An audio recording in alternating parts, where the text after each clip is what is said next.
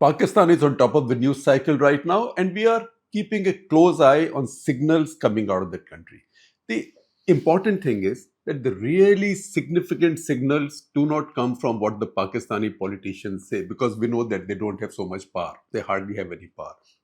Really important signals come from what the Pakistani armed forces or the armed forces leaders do, especially General Asim Munir, the chief, and now also sort of his namesake, Lieutenant General Asim Malik, who who who is the reigning ISI chief, now holding simultaneous charge as National Security Advisor in the rank of a cabinet minister. I underlined this contradiction to you, that here is a man, Lieutenant General, serving, reporting to the chief, his chief like this, at the same time having a cabinet designation, but those things pass muster in Pakistan. So that is where the real power lies. However, what the Pakistani establishment is doing is that they're putting forward their politicians to speak on their behalf, because they believe that politicians are more articulate, and also at least they want to keep the facade that this is a civilian government. So if it's a hybrid government, although right now one type in the hybrid is completely overwhelming the other, even then they want to use the other side, the side that they've reduced to more or less irrelevance in the larger policy making. They are fielding them to speak for Pakistan.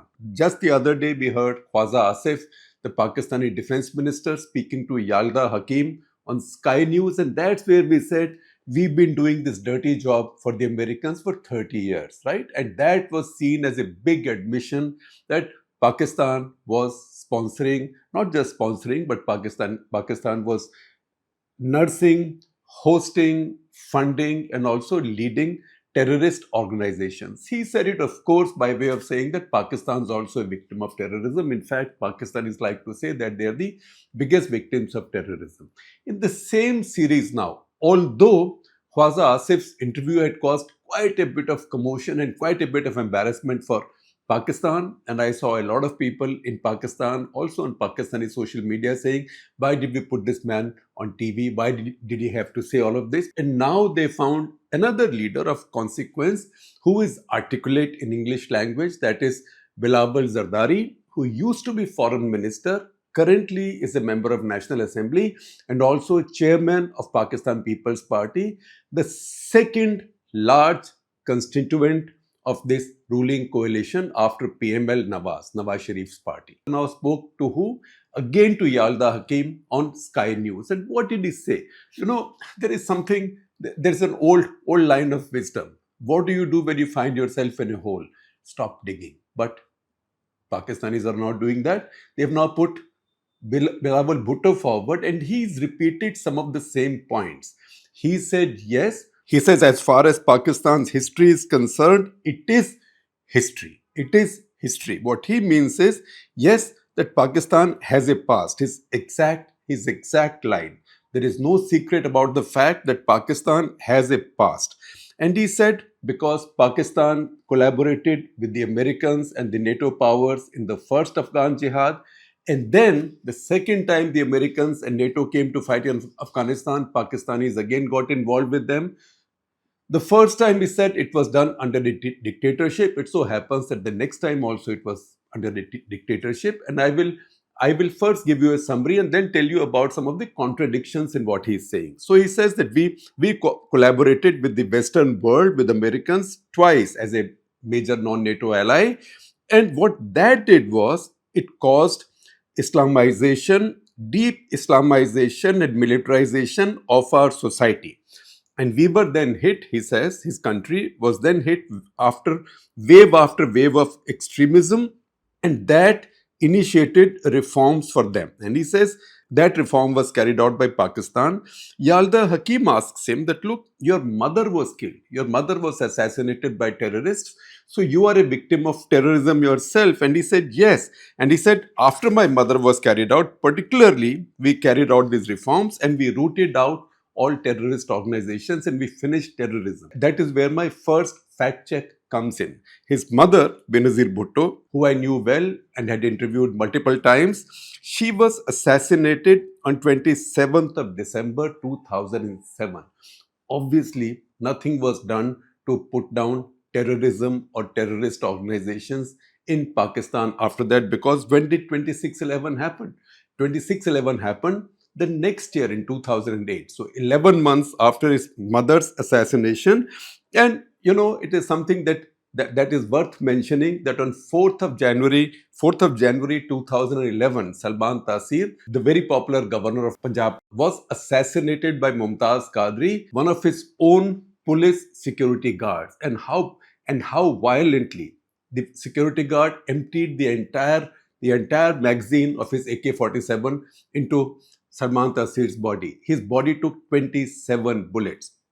Mumtaz Qadri for a long time was hailed as a hero. And why was Salman Taseer killed? Because as governor, he was seen to be sympathetic to Asiya Bibi, a Christian woman who had been tried and convicted for blasphemy. And Salman Taseer, by the way, was also a key leader, a senior leader of Pakistan People's Party, which is the party of the Bhutto family.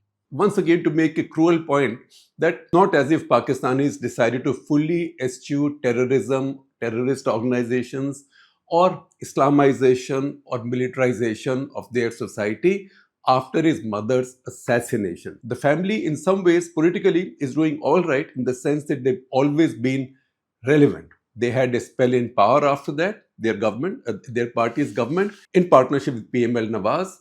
And Bilawal Bhutto, who used to be Foreign Minister of Pakistan, is now member of National Assembly and also chairman of Pakistan People's Party. And his father, Asif Ali Zardari, who we don't hear about very much these days, he is the president of Pakistan. But once again, these are not people with a lot of power. Then Yalda Hakim also raises the point with him. She says that you are saying that this was past policy, because he says this was past policy when Pakistan associated itself with these groups. So she says, even in 2021, within hours of the fall of Kabul, your DG ISI, your head of ISI, General Faiz Hamid, was in Kabul sipping tea with the Taliban. That I am adding. Sipping tea with the Taliban. That's a famous picture that we've seen multiple times. How are you telling me that you had cut the umbilical cord of the terrorist organizations and let them die? That did not happen. Bilawal Zardari then goes on to argue that today not only has his government and his establishment and army and ISI, his intelligence, not only have they given up on terrorism, they are now actively fighting terrorism. And then he says that if India has any evidence that our terrorists were involved, Pakistan's terrorists were involved, they should share it with us. Otherwise, India has no excuse to go to war, because international law does not allow you to go to war in reprisal. It only allows you to go to war in self-defense. And he says if India does carry out any strikes in Pakistan, Pakistan is ready. And he says what India has to realize is that whatever happens, a war, even if it's a full-scale war, and every Pakistani who talks about these issues reminds you of the fact that India and Pakistan are two nuclear weapon powers. So they try to put in that line of deterrence in every argument of theirs. So he says, but India has to realize that even a war will not resolve Kashmir. It will not resolve the issue of terrorism, very, very important, and it will not bring peace. And he says, let us see what happens if there is an air skirmish or if there is a full-scale war. All I can say is that whatever happens, I don't think anybody will tell people in the civilian government in Pakistan, because that action lies somewhere else in the Pakistani establishment. He also explained his remark that he made in a public speech. He said that if they stop our water, either water will flow in our rivers or their blood will flow in our rivers. So he did not pull back from that statement. He said, look, I said this, you have to understand this. They said they will stop the water, and I said that if you stop the water, our country has said that stopping of water will be an act of war. And if there is war, what happens? Blood flows in the war. However, he made one wrong statement while saying this. I don't know whether deliberately or not, but he did say it. He said India has exited the Indus Waters Treaty. India has not exited the Indus Water Treaty. India has not even suspended the Indus Waters Treaty. India has only put the Indus Waters Treaty in abeyance. Now, that said, let me also add a footnote to this. Bhutto family is no stranger to violent death, and mostly violent death at the hand of violent people, mostly terrorists, sometimes non-state people like Bilawal's mother, Benazir Bhutto, and his two uncles, Shahnawaz and Murtaza. Shahnawaz actually died at 26. He had set up some kind of an insurgent organization. He died at 26 in Nice. His body was found there, Nice in south of France.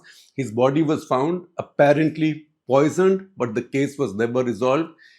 His brother Murtaza, so Shahnawaz died at 26, Murtaza died at 42. Murtaza had also founded an organization, an insurgent organization to fight Zia's dictatorship. He also carried out a hijacking of a PIA aircraft. In that hijacking, one person has died.